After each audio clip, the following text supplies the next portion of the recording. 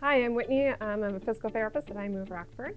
And today I would like to show, specifically a little bit for runners, but could be for anybody, is that runners typically have different complaints of knee pain, foot pain, hip pain, and a lot are treated for those, but one of a common cause or a driver of some of those pains is quite often the thoracic spine, so kind of the mid part of your spine. It really relates to a lot of your arm swing with run because it's so repetitive.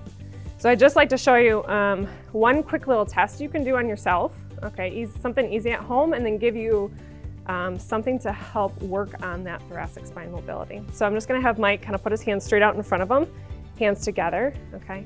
And simply, you can either do this sitting or you can do it with kind of feet out in front of you. But it has to be done in this position. Is what I'm gonna have you do is turn as far as you can to the right, but keeping hands together, okay? So you're gonna kind of self-assess and see, how do I feel in this direction? Do I have any pain, one? And two, how far do I go? And then you're gonna do the same thing to the left. Okay, and if you can kind of see, Mike is a little tighter to his left than he is to his right. Okay, so with that, that can affect a ton of arm swing and influences how hip and pelvis works in running. So the thing I'm gonna show you is an easy stretch you can do to start to work on that thoracic spine mobility. So I'm gonna have Mike go on the floor. Okay, so now that he's done on the floor, again, or it can be done on your bed, that's okay too.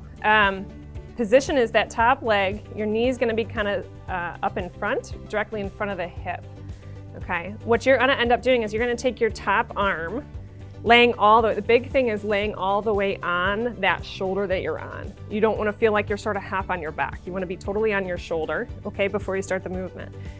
Arm's gonna be as tall as it can. Okay, the position that you're gonna go into is you're gonna do a turning, okay, to the right. So for stretching the right side, for that right turning, you're stretched to the right, but what you wanna think about is, as you notice, Mike's chest is leading the movement. So this is a movement for your spine, not a stretch per se for your shoulder.